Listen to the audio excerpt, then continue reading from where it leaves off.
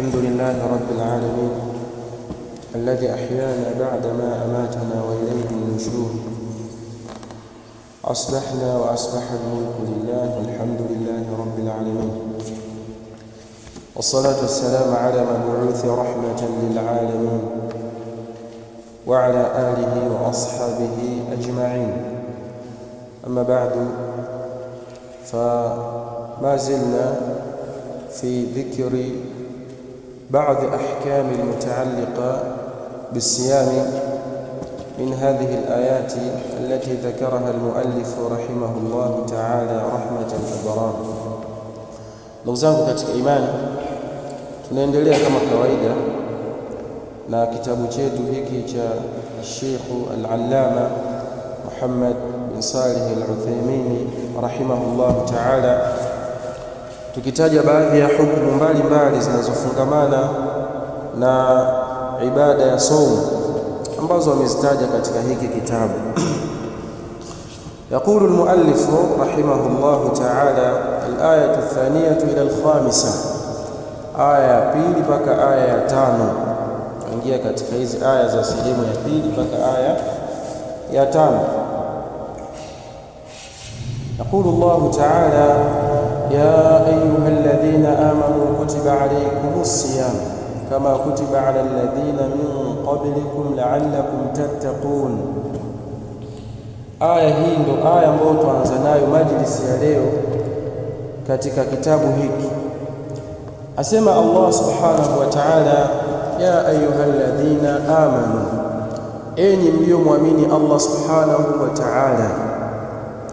Na waliomwamini Allah subhanahu wa ta'ala, makusudio yake humul ladhina amanu billahi subhanahu wa ta'ala imanan jumlatan wa tafsilan, ni wale ambao wamemwamini Allah subhanahu wa ta'ala, waumini kwa imani ya moja kwa moja na kwa imani ya ufafanuzi wa ndani zaidi.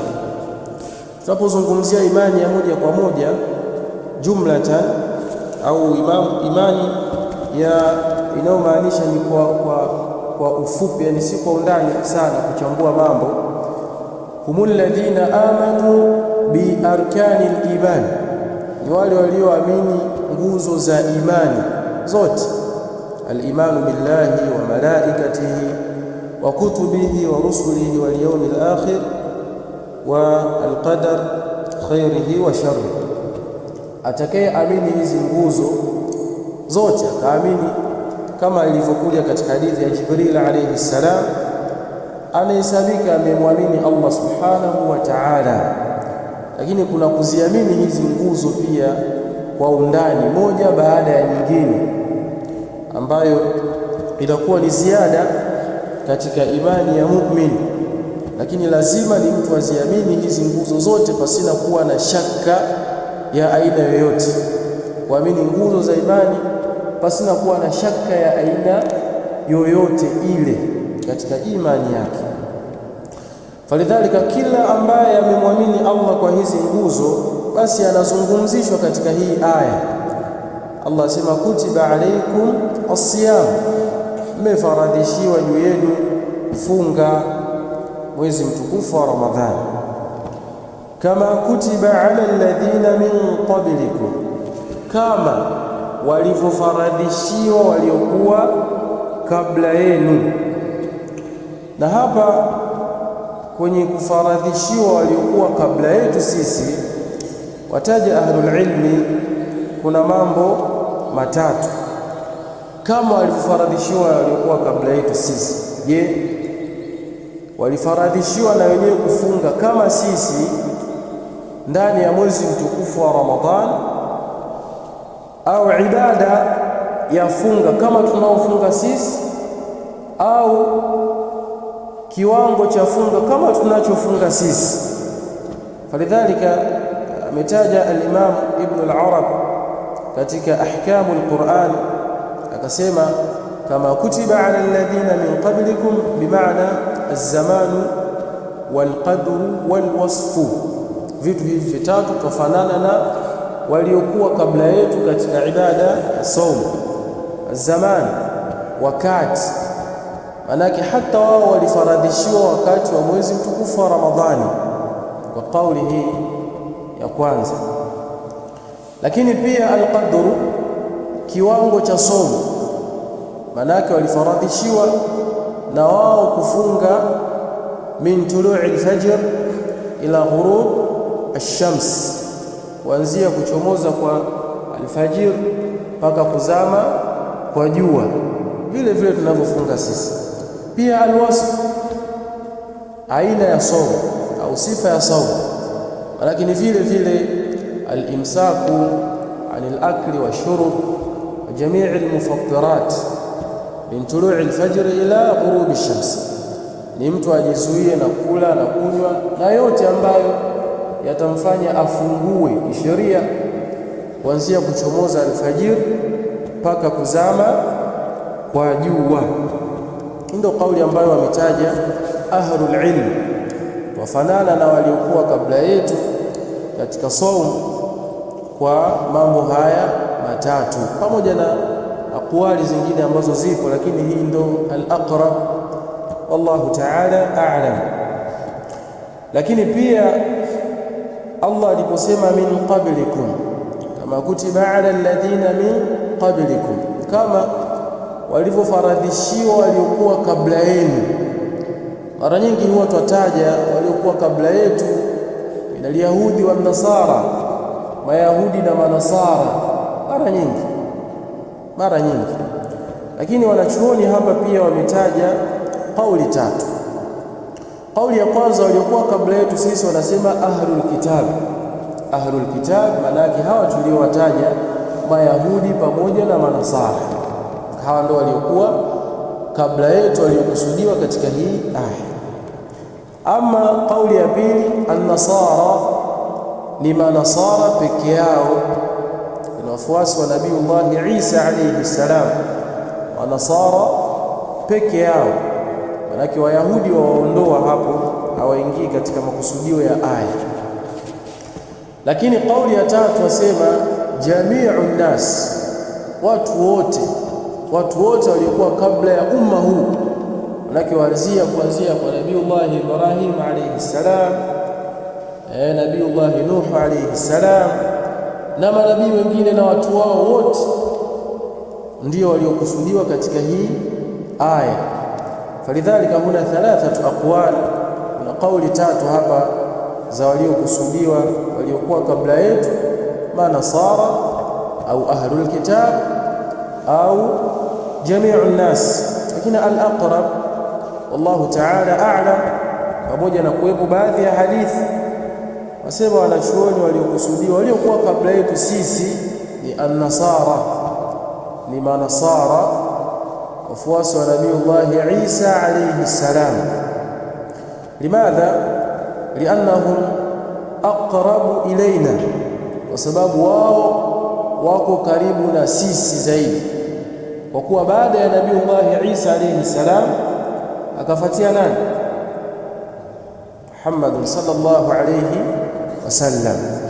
Falidhalika imekuja hata katika hadithi kuonesha sifa ya saumu yao waliokuwa wakifunga, walikuwa wafunga kama saumu ambao walifaradhishiwa mwanzo wa Islamu. Manake ilikuwa mtu akifunga na ikafika wakati wa salatul isha, haruhusiwi tena kula kilala mpaka kesho wakati wa kufungua, na hawaruhusiwi swala ya jimaa, ilikuwa haifai.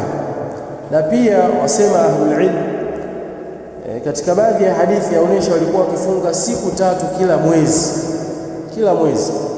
Nimekuja kwenye hadithi pia na baadhi ya tafsiri ya wanachuoni wengi wakitafsiri hii aya, wasema somo ya kwanza ambao alikuwa akifunga Mtume sallallahu alaihi wasallam baada ya kuingia katika mji wa Madina kabla ya kufaradhishwa Ramadhani, alikuwa akifunga siku tatu kila mwezi. Wahakadha yaqul ahlul ilm kana yasumuhu an-nasara, na hivyo pia wasema wanachuoni manasara walikuwa wakifunga siku 3 kila mwezi. Hadha huwa al-aqrab, ndio kauli ambayo iko karibu zaidi na sawabu. Wallahu ta'ala a'lam. Tayib, la'allakum tattaqun, ili mpate kumcha Allah subhanahu wa ta'ala. Ndio makusudio ya funga na malengo aliyoweka Allah kwa mtu anayefunga. Wasema tafsiri wa Qur'an, la'allakum tattaqun, la'allakum tattaquna ma yufattiru as-sa'im, ili mpate kujikinga, sababu takwa maana yake ni kinga, ili mpate kujikinga na mambo yanayomfungulisha aliyefunga. Yani mtu anapokuwa amefunga, la'allakum tattaqun, ili mpate kuwa na kinga na mambo yatakayo kufunguzeni saumu zenu. Hii ni tafsiri ya kwanza. Ama tafsiri ya pili, la'allakum tattaquna mimma harrama Allahu alaykum, ili mpate kumcha Allah kwa kuacha mambo aliyokuharamishieni, kwa kuacha mambo aliyokuharamishieni, sawa sawa ikawa wakati wa funga au baada ya funga. Yale yote yaliyoharamishwa mtu asiyafanye, basi ili apate kumcha Allah subhanahu wa ta'ala kwa kujiweka nayo mbali. Na aina zote hizi mbili za tafsiri ni sawa, kwa sababu mtu afunga, na akifunga kuna mambo ambayo hatakiwi kuyafanya, bimaana anakuwa amejikinga nayo, amejiweka nayo mbali. Lakini vile vile anapokuwa amefunga, basi hatakiwi kufanya yale yote ambayo Allah amemharamishia, sawa sawa akiwa ndani ya funga au nje ya funga, wa hakadha. Naam, wa huna, na hapa ndugu zangu katika imani, hii aya inaonyesha ulazima wa somo ya mwezi mtukufu wa Ramadhani, kama ilivyokuja sarahatan, wazi kabisa, kutiba alaikumus siyam, bimaana furidha, mmefaradhishiwa kufunga mwezi mtukufu wa Ramadhani. Lakini ni nani ambaye ni wajibu kwake kufunga mwezi mtukufu wa Ramadhani? La yakunu as-sawm wajiban illa bitawaffuri thalathati shurutin. Sawm haiwi wajibu isipokuwa kwa masharti matatu haya yakitimia, basi mtu inakuwa ni faradhi yeye kufunga. Sharti la kwanza, al-islam, ni mtu awe Muislamu. Fala yukbalu sawmu ghairi al-muslim, haikubaliwi saumu au funga ya asiyekuwa Muislamu. Lazima awe anayetekeleza hii ibada ni Muislamu. Naam. Na sharti la pili, taklif. Sharti la pili ni at-taklif. Ili mtu iwe lazima kufunga, lazima awe na sharti la taklif, awe ni mukallaf, awe ni mukallaf. Wa huwa albalighu alaqilu, ni mtu ambaye amebalighi na ana akili sawa sawa, ana akili timamu. Mtu amebalighi na ana akili timamu. Falidhalika, mtu ambaye ni majnun, mwenda wazimu, hata kama amebalighi lakini ni mwenda wazimu, saumu kwake si lazima. Na vile vile mtoto mdogo ambaye hajabalighi, hata kama ana akili timamu, ana akili nzuri, saumu kwake si lazima, lakini ustahabu, inapendeza akazoeshwa kufunga, akawa anafanya mazoezi ili siku akiwa ni mukallaf isije ikawa ngumu kwake yeye kufunga. Lakini sharti la tatu, al-qudra, ni uwezo wa kufunga. Yani mtu awe ni Muislamu na awe ni mukallaf ambaye analazimishwa na sheria kufunga, lakini pia awe na uwezo wa kufunga. Uwezo wa kufunga maana yake asiwe na maradhi ambayo yanamzuia yeye kufunga, na asiwe na, ikiwa ni mwanamke, asiwe na udhuru wa kisheria, mathalan akawa yuko katika ayyamul haidh au akawa yuko katika nifasi, akawa na hedhi au nifasi, hatakuwa na ulazima wa kufunga wakati huo, isipokuwa baada ya kutaharika kwake. Na vile vile mtu ambaye sio msafiri, ni mkazi, yuko nyumbani, ana uwezo wa kufunga na hajasafiri, kazi yuko nyumbani, basi atakikana afunge.